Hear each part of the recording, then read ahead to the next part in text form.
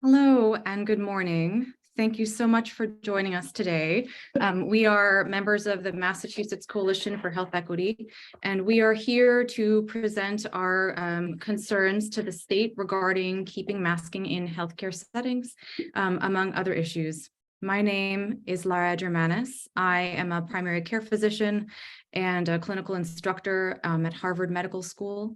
And I am also a practicing family physician, and I will be starting off today's discussion. So I'm going to start by sharing my screen.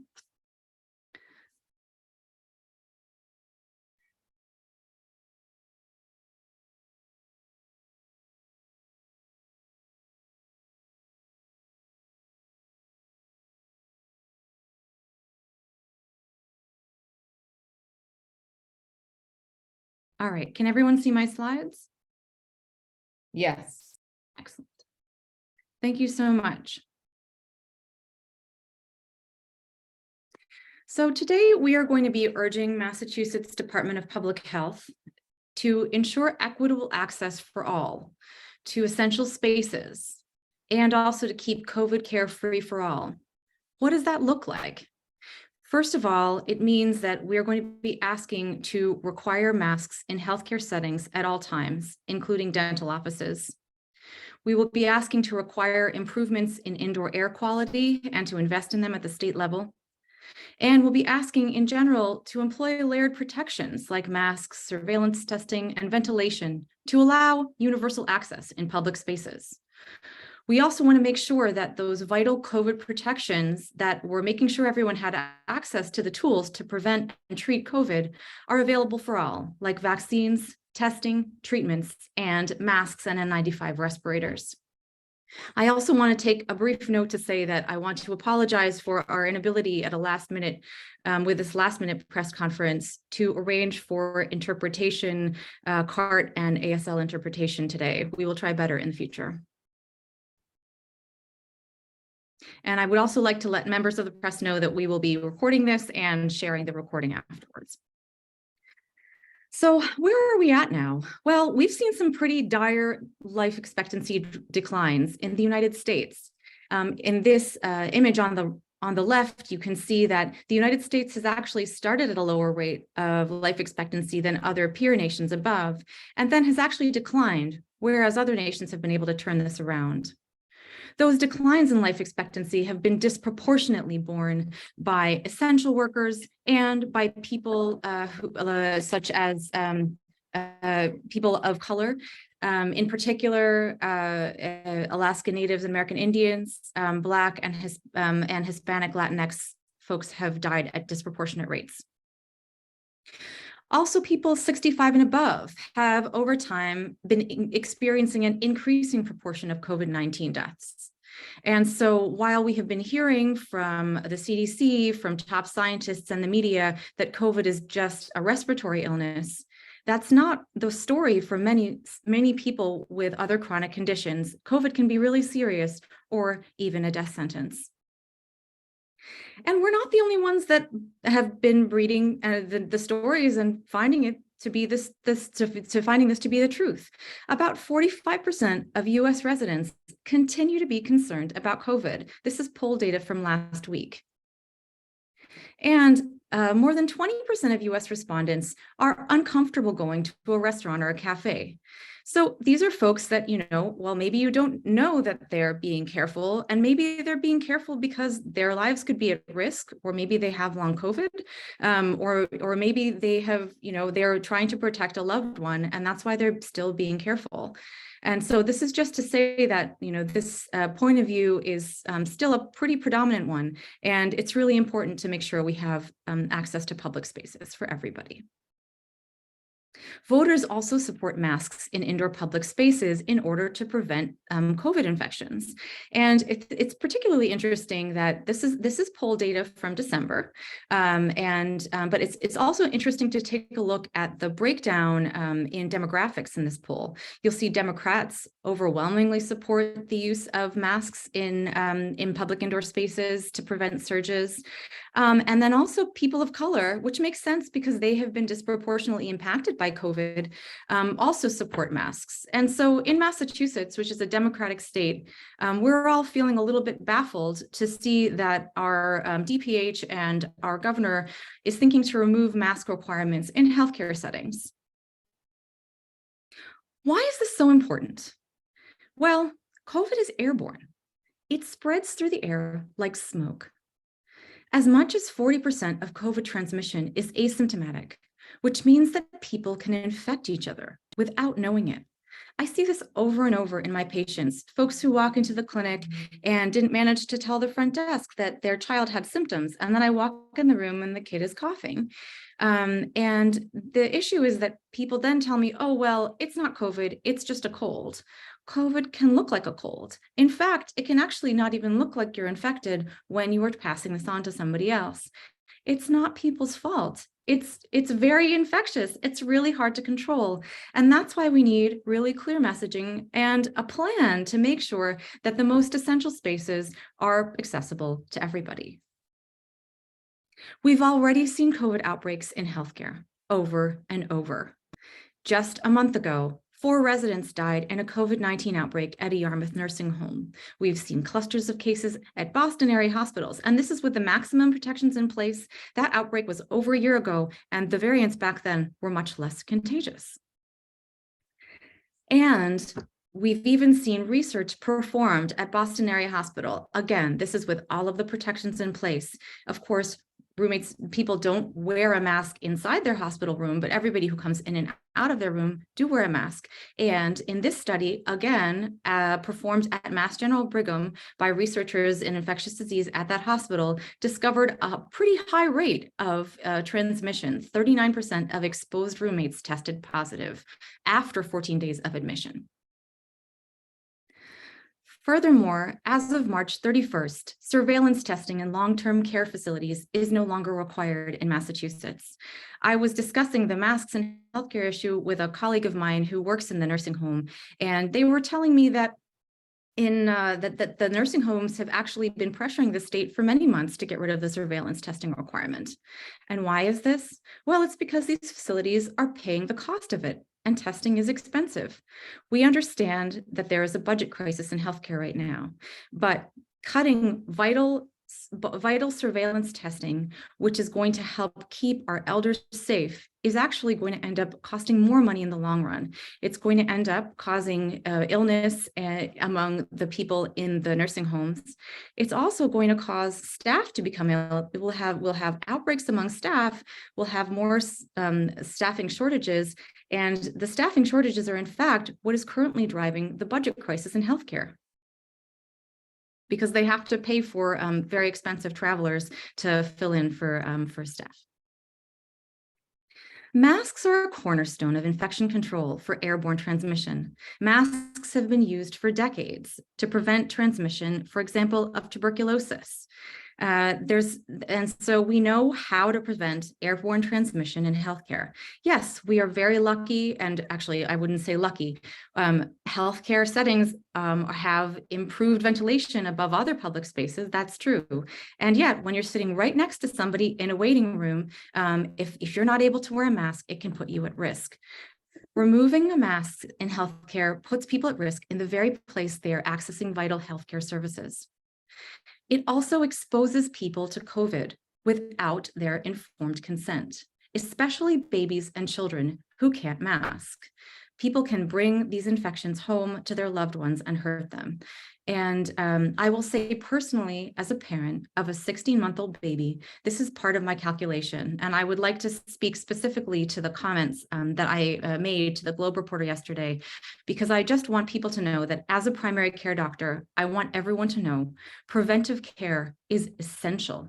This is why we are so passionate about the issue of keeping masks in healthcare to keep these spaces safe.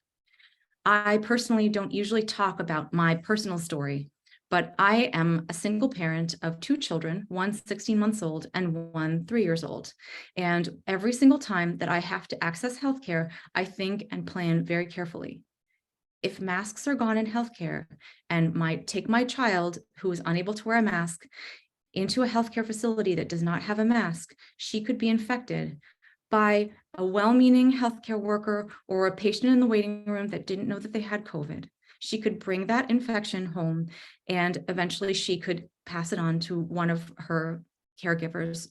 And that would be devastating for us. It has been devastating for the almost 300,000 US children who have lost a caregiver in the COVID pandemic. These numbers continue to climb, and it is absolutely unconscionable and irresponsible for us to be infecting people in the spaces where they're seeking care. Relying on community transmission data to decide when to use masks in healthcare is flawed. A few months back, the CDC suggested changing the masking guidelines in healthcare to align with their community transmission map, even though the CDC themselves in October 21 pointed out that at that point, 1 in 4 COVID-19 infections were reported. It's much, much less now because so many people are using rapid tests and there is no system for reporting rapid test results. Modelers from the IHME have also stated that only 4 to 5% of COVID infections are currently reported. And now I will turn it over to Professor John Levy of the BU School of Public Health to explain a little bit more about this. Thanks, Laura. So the CDC community levels metric, that Laura referred to, is really the trigger for when you're in a low versus medium versus high zone, and in the absence of a mandate for masks in healthcare, that would be the metric for when masks would be required. But that metric is very flawed. It was based on data from largely 2021 into the very early parts of 2022. And so it was looking at basically the relationship between cases and hospitalizations then to develop the thresholds for action. Now the story has changed with much less PCR testing, much more at-home testing. And so the consequence is that that metric is not going to light up high until there's a fairly high hospitalization rate, not even when there's a fairly high amount of community spread. So it's going to miss out on early times when a lot of people could be infected and infectious, and of course accessing healthcare at that time.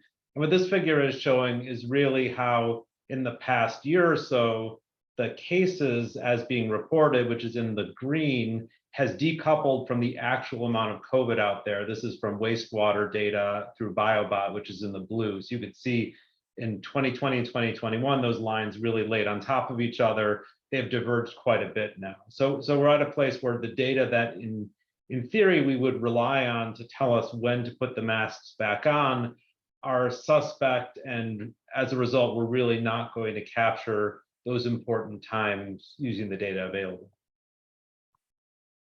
Thank you.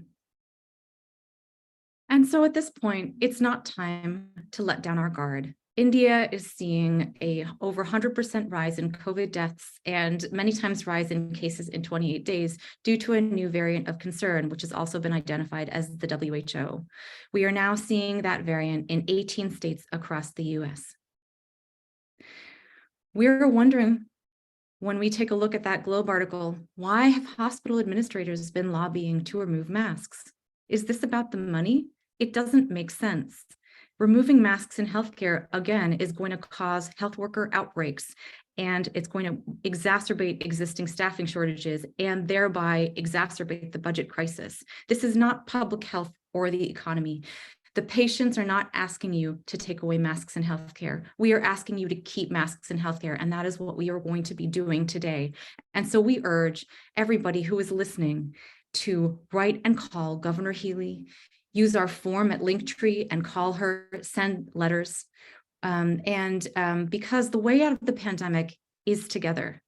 We cannot avoid airborne infections alone. We have to protect each other. And I will say this directly to Dr. Goldstein, who is going to be our new incoming DPH commissioner.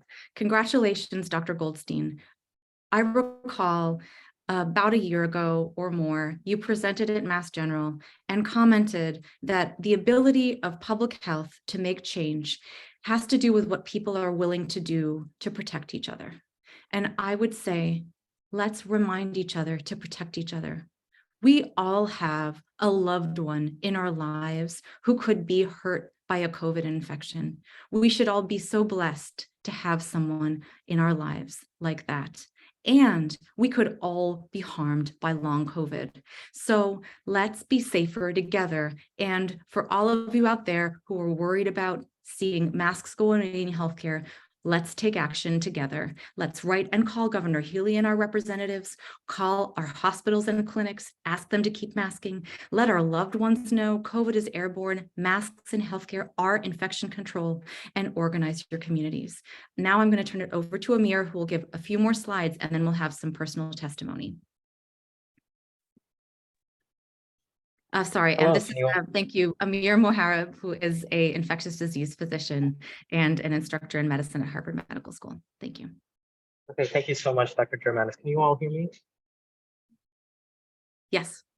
Okay, I apologize in advance if I have any issues with my connection or if there's some background noise here, but I appreciate this opportunity to talk to you about this important issue and to kind of ground ourselves into where we are right now with COVID-19. So we know that COVID-19 has now become the third leading cause of death in the United States since 2020.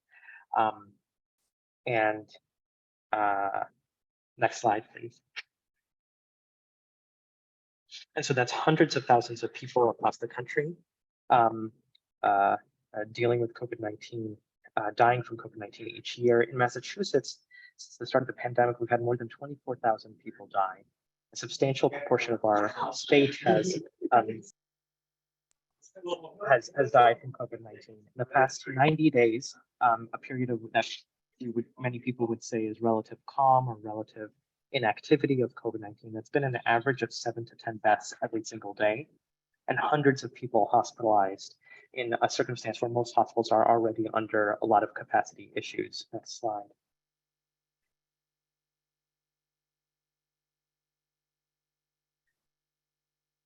And for those who survive COVID-19, the risk of long COVID is quite real. There's ongoing research in this field, but the estimates are anywhere between 10 and 70% of people who have SARS-CoV-2 infection can go on to have long COVID. And as you can see from this figure on the left, long COVID can affect virtually any organ throughout the body, from the nervous system, through the respiratory system, chronic breathing problems, chronic pain. This is common in many of our patients with long COVID. In Massachusetts, we found that a substantial percentage, more than 15%, likely experience long COVID. 7% report current limitations from an even month after the infection, and 3% report significant limitations, in many cases stopping them from going to school or work. Next slide. We also have emerging data that is suggesting that repeated infections with COVID-19 can actually increase the risk of some of these bad outcomes, including the risk of long COVID. So if you look at this study from patients in the Veterans Affairs system, we see that those people who had multiple infections were more likely to have a higher burden of some of these other sequelae. And so it's likely that some of these data are generalizable to the rest of the population. Next slide. I'm actually going to call on Dr. Levy, if you can, again, to mute and discuss this really important study that he and a team of researchers and public health experts led in our state. Yeah, thank you. So I'll be brief. We looked at vaccination and booster uptake. This was through October of last year, and we're interested in socioeconomic and racial ethnic disparities. And I think what the high level here says is that although as a state we've done a great job of vaccinating seniors, nearly 100%, there's a lot of heterogeneity that lines up with socioeconomic status in percent vaccinated overall, that shows up at lower ages, and booster rates are pretty low for many populations, and again with some fairly large disparities. So we talk quite often about having the tools to combat COVID, and vaccination and boosters are a key part of those tools. Not everyone has had the same access and ability to utilize those tools. So higher income populations have much greater protection, and those who are also tend to be more likely to be exposed as essential workers and in other settings may also therefore have less protection against the virus. So it's important to keep in mind that we still have quite a ways to go to tighten things up and ensure that everyone has the full protections from vaccines and boosters. I'll highlight that this is the state of affairs even after such a massive mobilization of getting free vaccines in community centers and healthcare centers all across the state. And so now we're moving towards an era, the end of the declaration of the public health emergency, that will make it all that more difficult to actually kind of meet these important gaps. So we can move to the next slide.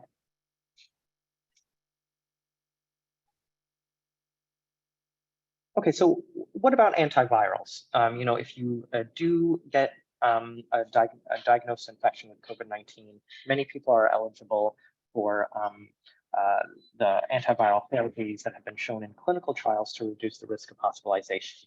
So the most commonly prescribed antiviral for COVID-19 in Massachusetts for outpatients is Paxlovid. And this was a study in the Mass General Brigham system that really looked at all of the Paxlovid prescriptions and all of the people who would have been eligible for a Paxlovid prescription in the first 7 months of 2022.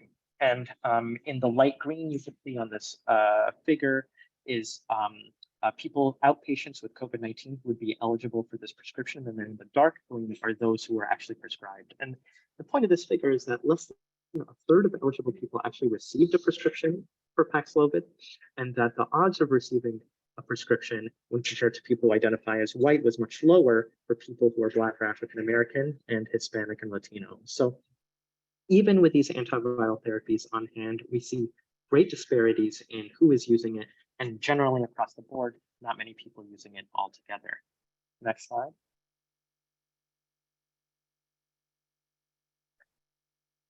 So that tells us that many people in our state are at high risk. They're at high risk for not only acquiring COVID-19, but from a complication for it. So 4 out of 10 US adults are considered higher risk, either due to older age or an underlying health condition. That's almost 100 million people across the country.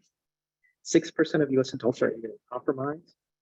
For those people who are immunocompromised, whereas we were previously using a monoclonal antibody such as Evishield to prophylax or prevent infection, Evishield is no longer effective and no longer available for use just because of how circulating variants are resistant to it. So much of our community is still at risk of these complications from COVID-19. And even when we have the tools that we all mentioned, including vaccination and outpatient treatments, hospital-based treatments, we see that people who are immunocompromised do not obtain the same level of protection. So this is a table from national CDC data. And the point of this table is to show that among those who are vaccinated, once they are hospitalized, they did not have significantly improved risk of having an ICU admission or death compared to those who are unvaccinated. So it's just another reminder that the vaccine, even though remarkably effective, is not as effective in people who are immunocompromised, and they cannot be the sole form of protection that we use against COVID-19. Next slide.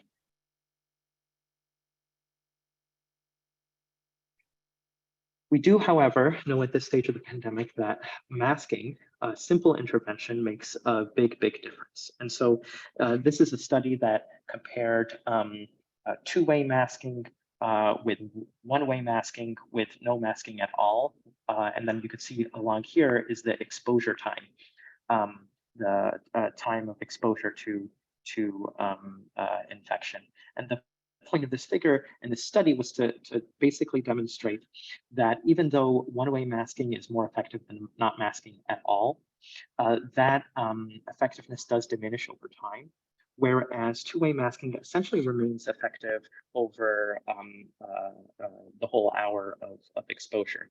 And this principle that we're seeing kind of two axes of just the exposure time and the masking has also been borne out in looking at healthcare worker infections in hospital settings. When there is two-way masking with high-quality masks, it really reduces the risk of infection, even with high exposure activity.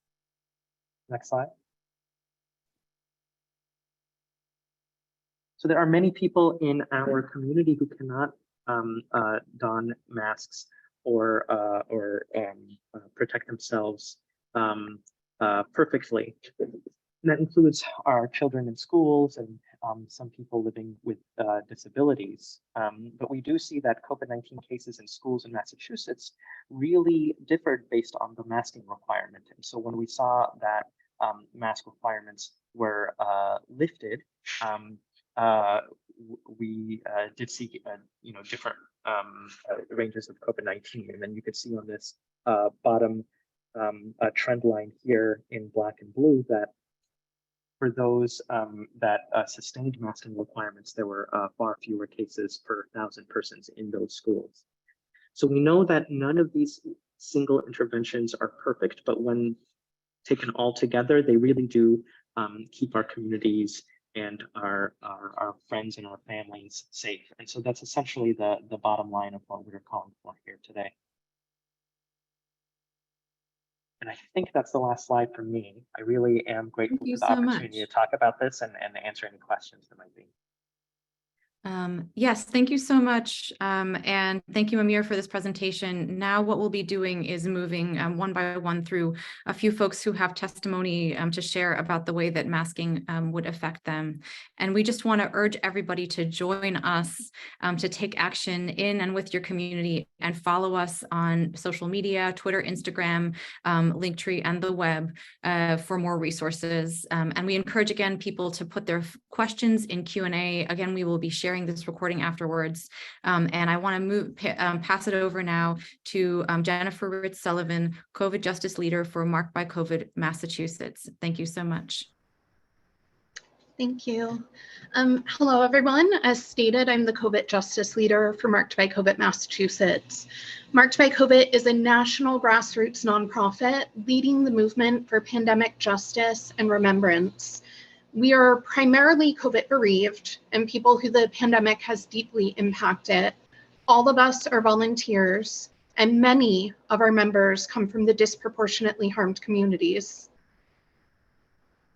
My 66-year-old mom, Earla Dawn, was disabled and low income. She was endlessly creative and a warrior that worked for decades in elementary public schools.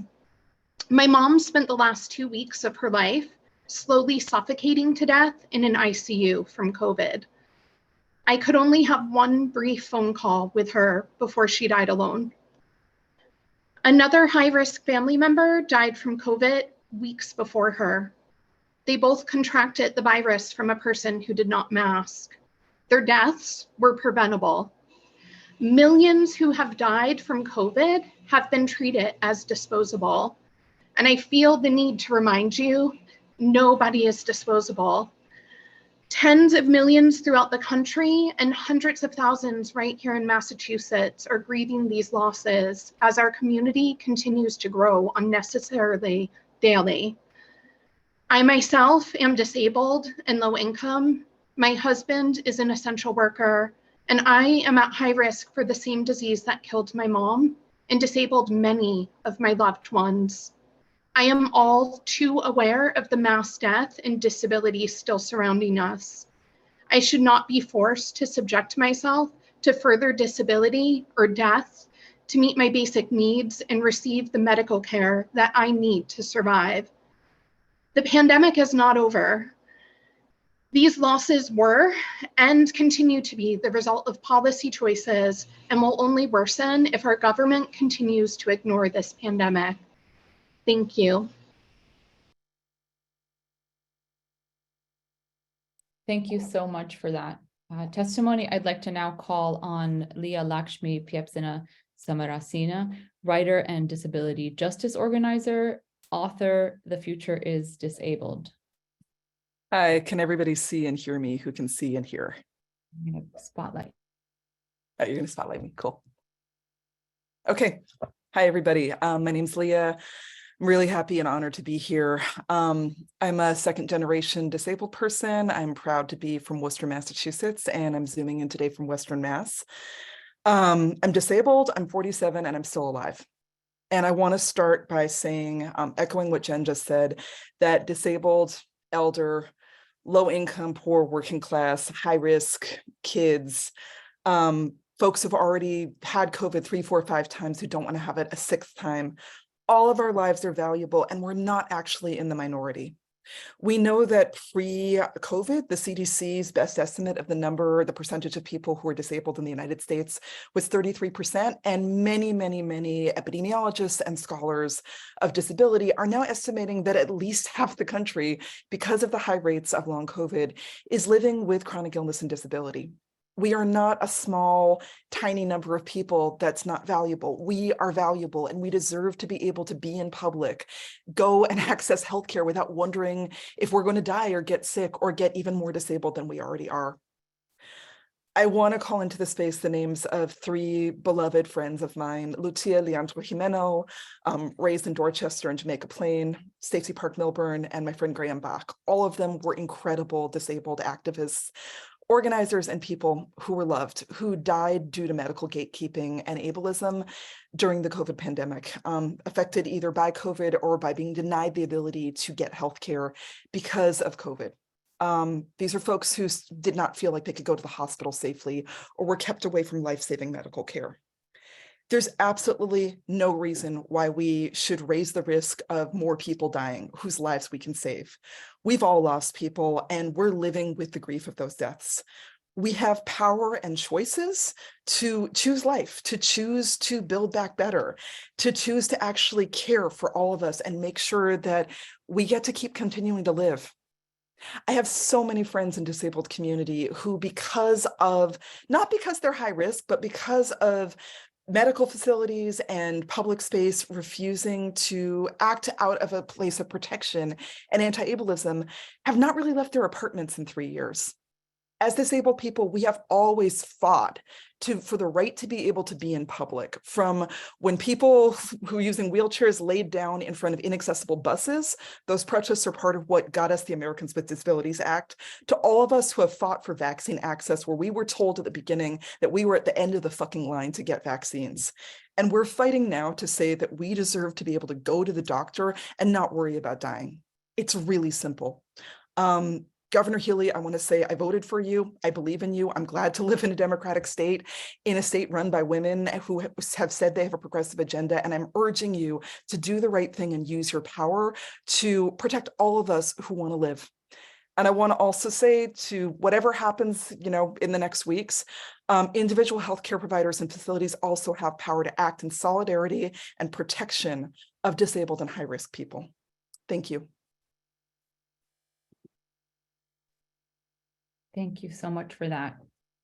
I'd like to call next on Colin Killick, Executive Director, Disability Policy Consortium, Massachusetts. Thank you so much. So I think you've heard, hopefully by now, a pretty convincing case that the end of the mask mandate will put people from many communities at higher risk, and people with disabilities are high on that list. And the end of the mask mandate really puts our community in a catch-22, because people with disabilities, many people with disabilities with chronic conditions in particular, require ongoing specialist care, whether that's physical therapy, whether that's respiratory therapy, whether that's chemotherapy, what have you. They have to come in on a regular basis to get care. Some of that care, like chemo, suppresses their immune system. Or people with autoimmune diseases, similarly, are on medications that suppress their immune system.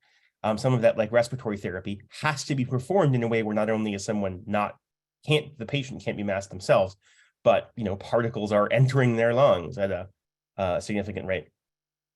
So for these communities, that is, people are at increased risk from COVID because of their disabilities, because many of these conditions increase someone's mortality risk should they get COVID. And they have a need to be in the hospital to get care, or they will suffer adverse consequences from their underlying conditions. So under those circumstances, I would certainly argue, as director of the state's, the largest statewide disability organization in Massachusetts, people with disabilities have a right to reasonable accommodations.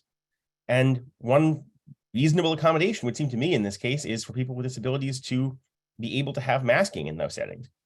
Now, if hospitals hypothetically wanted to set up a system wherein any person with one of these disabilities coming in for an appointment could request via a clear and obvious channel that everyone who they could possibly come into contact with in the hospital would be masked for the entire period of time that that person was there, then I suppose that they could meet that reasonable accommodation requirement that they're required to under the law. But that seems considerably more cumbersome than just doing what we're asking, which is leaving masking in place in healthcare systems so that people with disabilities can go to the doctor knowing that they will actually be protected.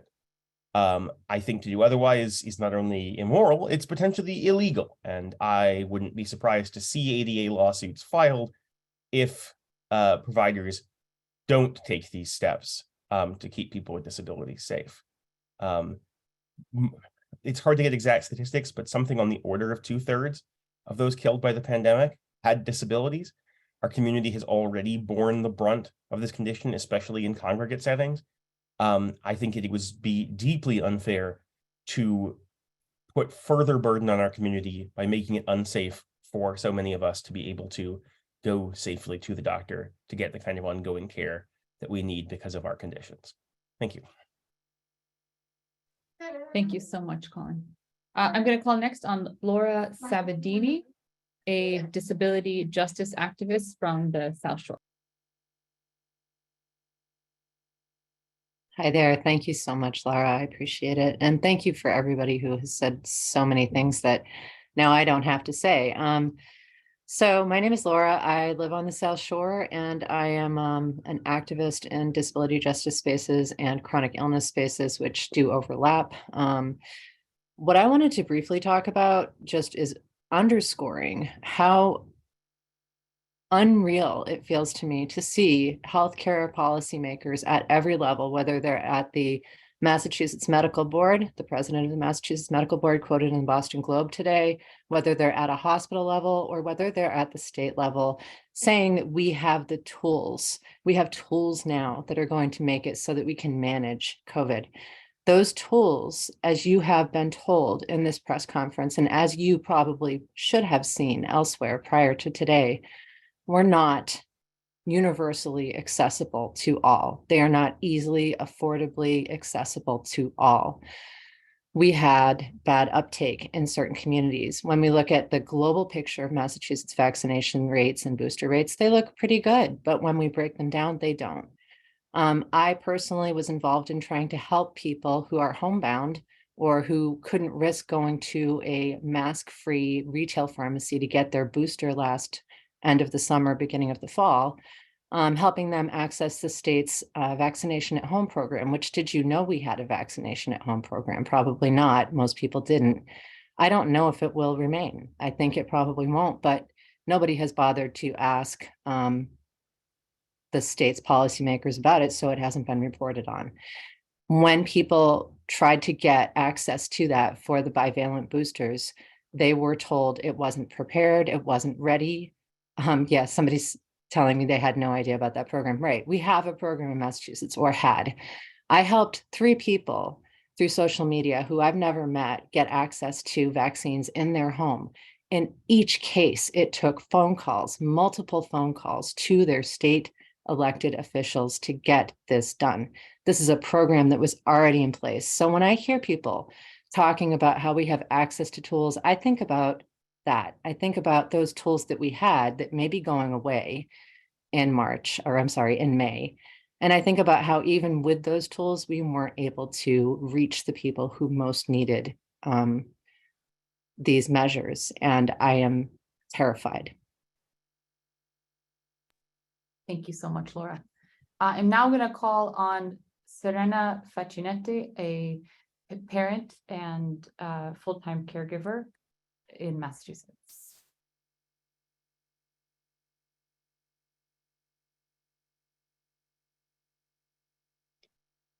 Hi, everybody. My name is Serena. I hold a master's degree in computer science, and I'm currently a full-time caregiver of my children because of this pandemic. My first was born 2.5 months prematurely, spent 3 months at the hospital upon birth, and had to drink thickened liquids until 2-year-old because she would aspirate otherwise. If we were in the NICU right now, I would not feel safe without masks in place to protect my precious and fragile 3.5-pound baby, all covered in tubes and wires, who had to be resuscitated at birth. Nor would I for any of the multiple subsequent medical appointments. Fast forward to last fall, we were offered a spot in the public school district we live in.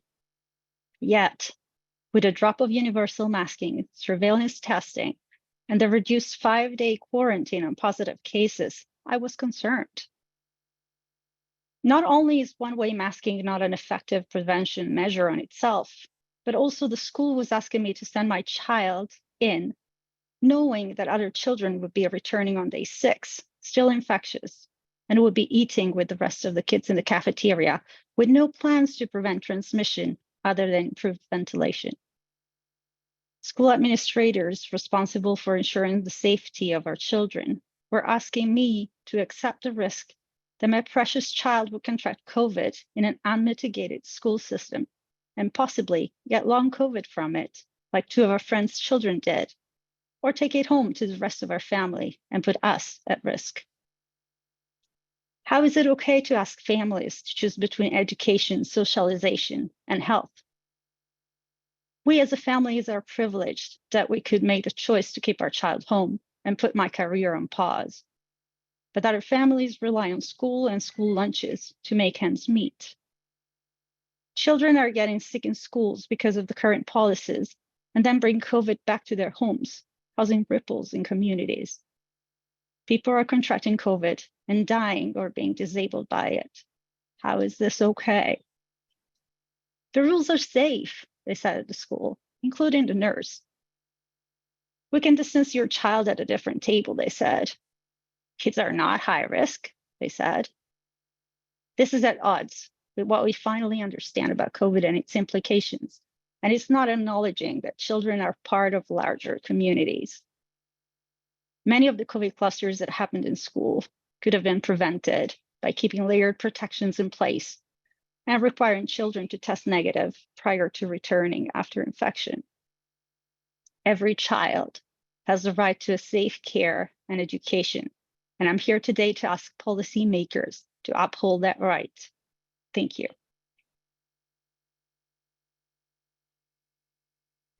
Thank you so much, Serena, and everyone who has spoken here with us today. I just want to, in closing, I just want to urge everybody. My name is Mary Germanis Saba. I am an artist and a writer and a parent and a disability justice activist living in Massachusetts.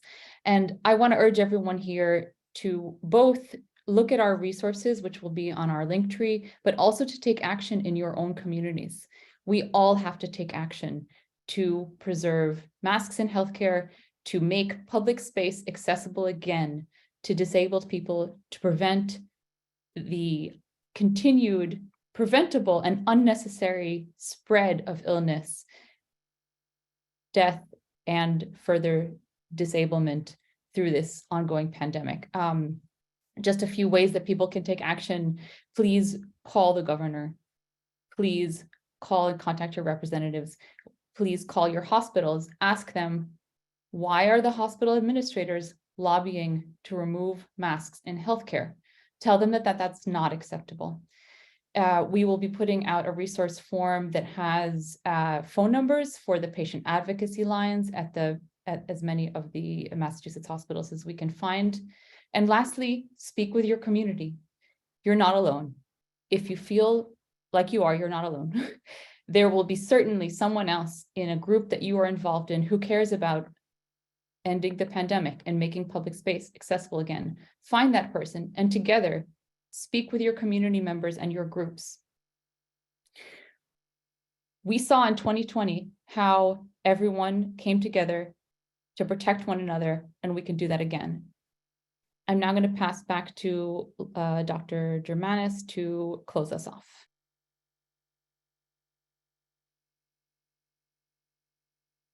Thanks so much to everyone for your powerful testimony. I just wanted to address one of the questions that's really was important from the Q&A about if hospitals can do this. Hospitals can do this and should do this individually. Individual clinics can do this. Individual dental offices are already doing it. And actually, LA County is an excellent example of what Massachusetts should do. We are the healthcare state. We should be leaders. And the CDC's guidance should be a floor, not a ceiling, for what we need to do to keep people safe. Regardless of the level of transmission, we've already heard that the data is an underestimate of the level of transmission out there right now. Regardless of the level of transmission, the hospital is the very most likely place to find a vulnerable person who could become ill from COVID and a person with COVID seeking care. We can do the same as the brave LA County Commissioner did and implement a standing mask order for healthcare settings in Massachusetts. We urge you to do this now, and we urge everyone to take action to follow this excellent leadership from LA County. And if anybody, any other Q&As that have not been answered, we're happy to answer. Otherwise, we will wrap up soon.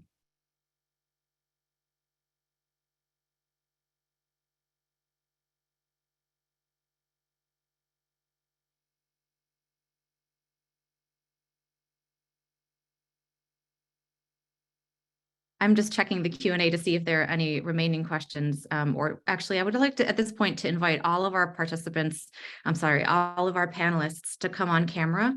And if anybody would like to make any closing comments regarding questions that they have answered in the chat or not answered, this would be a great time to do so.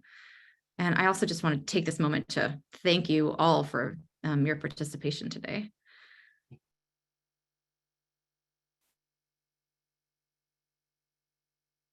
This is Leah. I'm not sure if I'm visible, but there was one thing that I forgot to say.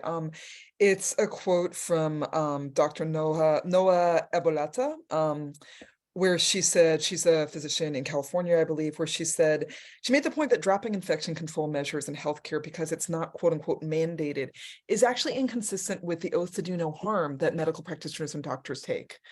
And so I just wanted to make that point, and that we all have these moments in human history where we have to make really big choices. And a lot of people have been saying over the last years, if you wondered what you'd be doing, what you would have done during Nazi Germany, this is what you're doing right now as fascism has been rising. I think there's a similar question where you have to ask yourself what choices, what side are you on, and what choices are you willing to make to protect human life? That's it. Thank you. Also, Brian, thank you for saying, I tried to answer you live and then I clicked the wrong button, but thank you for thinking I said something cool.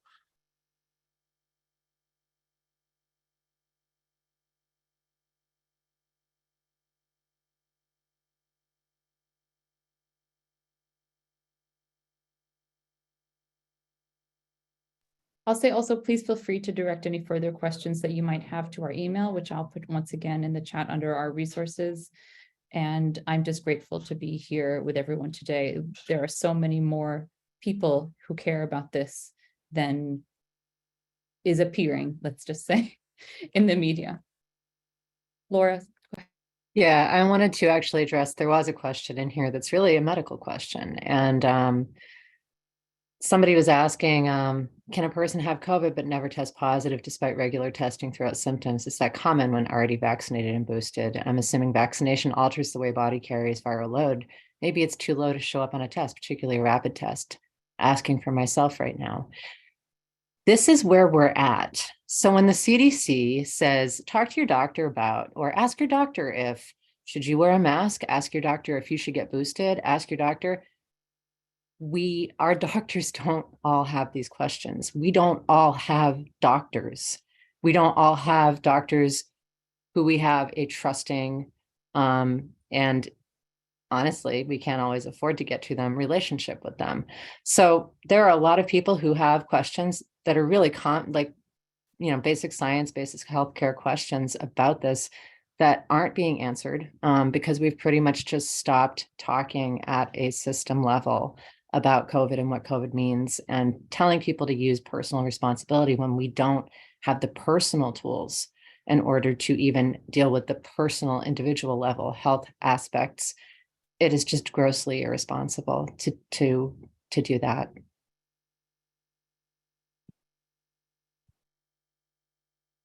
Thanks so much. Absolutely. And I just want to uplift another comment in the chat, which in the Q&A, that many hospitals, in fact, on 324 Puget Sound area healthcare facilities also have announced that they will continue to require masks, and that's in Washington State. So yet again, more evidence of areas taking this vital step to protect the health of patients.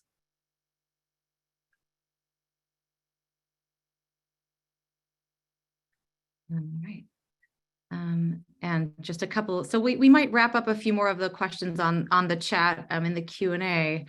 And I also want to, can we invite Richard Moore of Disability, of the Dignity Alliance to just come and say a few words on behalf of that group?